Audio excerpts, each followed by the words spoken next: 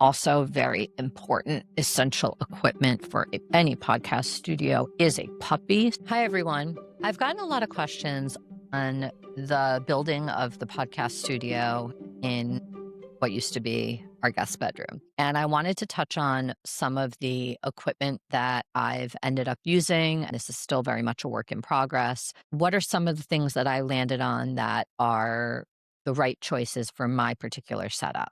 The first order of business of something I did was actually build this wall behind me. I have a acoustic slat panel wall. Now, I happen to be in a rental, which means that I could not permanently affix acoustic panels with construction adhesive to the walls. So I took that as what I'll call an opportunity, a creative challenge. And I actually ended up building a faux wall, and that is about 6 feet wide by 8 feet tall. A little bit of a Home Depot weekend project. I did that by using some wood, plywood, MDF, things like that, to create a faux wall. Then I adhered the acoustic panels to that faux wall. And then I attached the faux wall to my wall with a couple brackets so it's safe and it will not fall over. I then used that opportunity to put some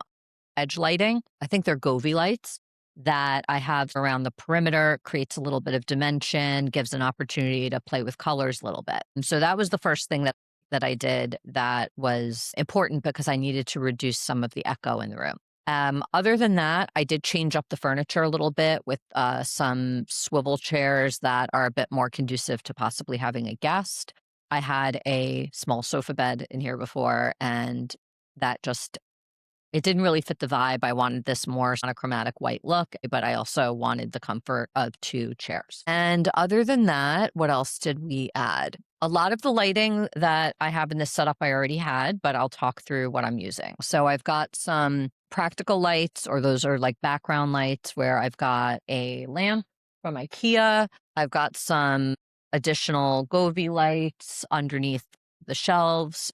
And as I mentioned, some of those like neon style or strip lights around the room. Those are purely to sort of set the vibe of the studio space. But then the most important lights would be my key light, which I've made the choice to, instead of have the key light in front of me, it's actually a bit more like parallel or behind me.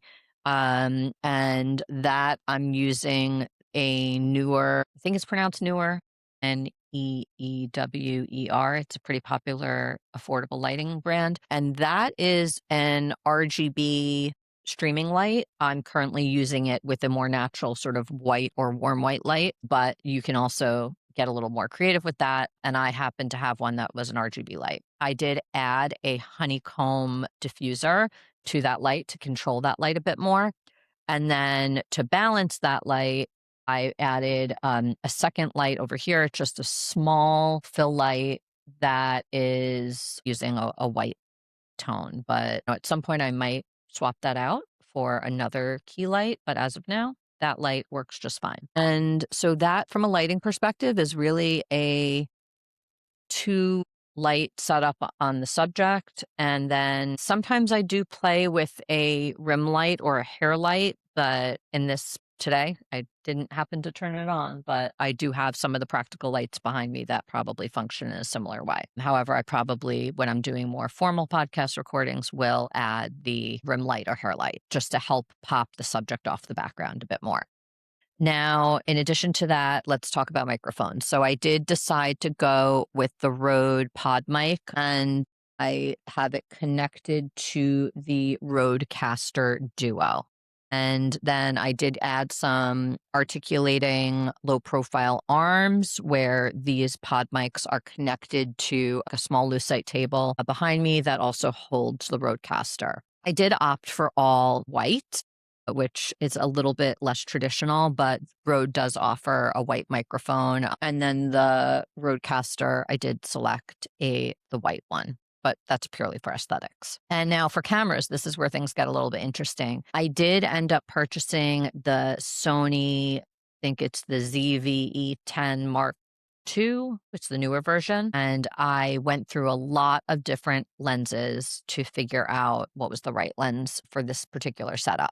Now, I'm actually using that Sony camera as my B camera. So that's this one right here, which is my more close up camera. And I want to talk through why I did that. That was not the initial plan. The initial plan was that the Sony camera was going to be my A camera.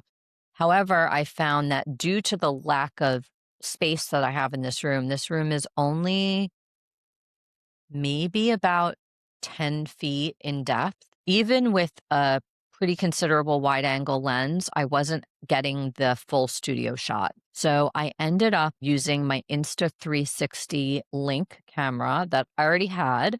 Again, it's not inexpensive as far as a web camera goes, but it does have 4K quality. It does have AI tracking. And that is what I'm using actually as my A camera. And because it really is a very, very significant wide angle view. So that's what I opted for my A camera, my B camera being the Sony. And today I'm filming with 35 millimeter lens. I've got some flexibility there, still kind of doing a little bit of trial and error. And that's what I'm using for video recording. I am recording directly into Riverside, but I do have the option if I do want to record just locally as well. The other thing that I did purchase is a tripod for the Sony camera, and then I did add some magic arms with clamps. So I have one tripod set up that I have the B camera kind of on the main dock. I don't know what you call it, the main part of the tripod. And then I have the Insta360 on a 22-inch articulating magic arm that's holding the A camera off, which to me is actually more center. And then the tripod is a bit off to the side. And because the web camera is very lightweight, it's totally fine having that on the articulating arm. Also, very important essential equipment for any podcast studio is a puppy. So this is one of my 2 dogs. This is my puppy Pixie. And today we're wearing matching outfits from Comfort, and we're wearing pastel purple hoodies, and I have the full sweatsuit set on, and she is wearing the dog hoodie. And we have another one over here for my other Maltese, who is currently not in the room. Anyway, that's a little bit about my at-home podcast setup, and I'm sure that this setup will continue to evolve, but I wanted to share. So have a great day.